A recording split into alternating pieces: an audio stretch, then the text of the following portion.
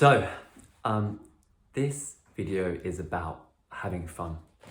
I have not really prepared anything for this, so I just wanted to kind of see where it went. And one of the core principles that I work with is around autonomy and empowerment and expression. And I think fun kind of comes under that expression. And certainly when we live in a world which is quite intensely paced and there's a lot going on, we have a lot of expectations both inside of work and outside of work, whether you've got family, a social life to consider, which I only laugh because there's obviously the COVID situation is happening at the moment. This is 2021. But there can be a lot on our plate, and there can be lots of things where we feel like we're always kind of needing to catch up. For me, I think there's a level of intensity added from seeing others on social media platforms of like living their best life and doing great things. And there can be this kind of additional stress of like, why aren't I having fun? Why aren't I living on a beach or dancing hula in a rum bar in Mexico? Or a tequila bar in Mexico. So we can find ourselves, in these kind of heavy, like there's a problem, attention to what's wrong in life. But where can we add that sense of fun in there? Where can we kind of, in a way, bring back that kind of sense of innocence and ease, almost that kind of childlike silliness that can always be helpful. Not always, but at times can be helpful.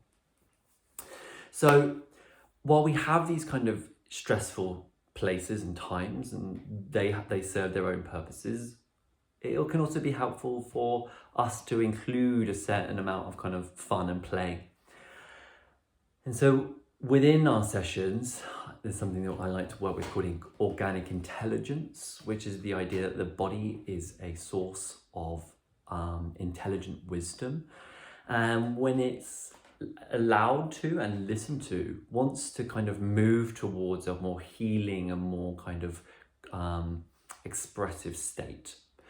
My feelings on this is that life is about creation. We create good ideas, we create memories, we create a lovely dinner for each other.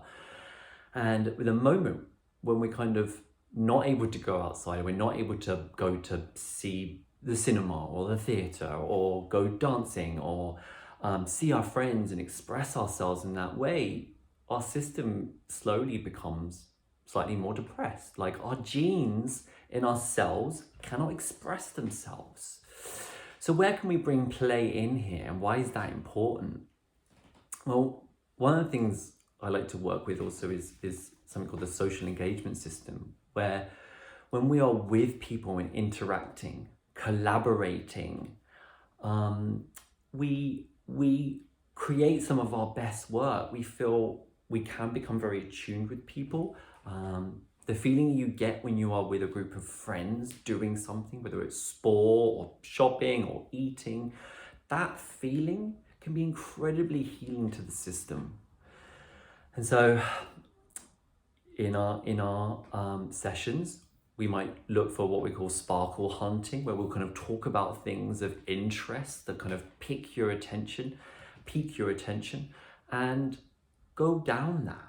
So it's not all doom and gloom. It's not all kind of like, let's just fix problems, but let's kind of bring a sense of kind of ease to this. And what can that help?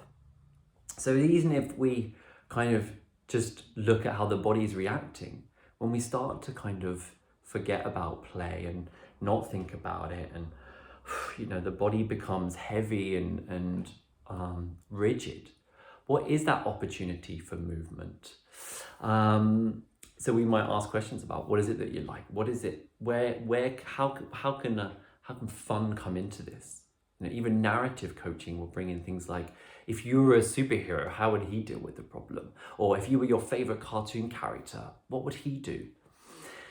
How can we bring this sense of lightness, and to help combat that kind of more difficult times and help support us?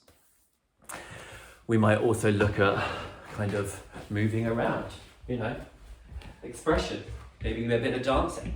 We might even bring in an embodied yoga pose of enthusiasm.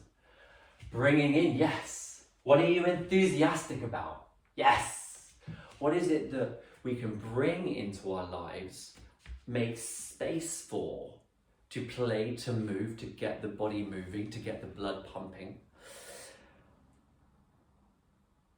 Because our thoughts and our feelings are intrinsically attached. So even when we kind of start to feel good and move our body and move the blood in our veins, increase our mood, our emotions change, our thoughts change. And of course, if our thoughts are changing, so do our actions and behaviors. And so can a sense of play, doesn't need to be childlike, but just a sense of kind of ease, bit of fun, bit of laughter, how can that kind of have its impact on our sense of well-being, on our feelings towards ourselves, the way that we relate to other people, and also the actions that we take in the world? I hope that was of some use. Fun, play, looking at what's important in life, whether it's hobbies, whether it's expression in artwork or knitting or playing football. This level of play can be really important, and there's certainly things that we consider, certainly within coaching. So you're very welcome also in an embodied way to take a pen and put it in your mouth and do that for 30 seconds and see if your mood doesn't change. Because again, when we're working with the body, we can tell our body how we're feeling, but we can also help our mind through kind of afferent information, let it know how we feel through our body posture. Through smiling, through gazing at things that we love, even just inducing a feeling or a picture of someone that we really care about, whether it's a partner, a family member, maybe even a cat. So I hope that this quick video was, well, it was freestyle, and I hope that you saw some sort of like creative links in there somewhere. So thanks so much for watching, and I wish you a good day and have a great play.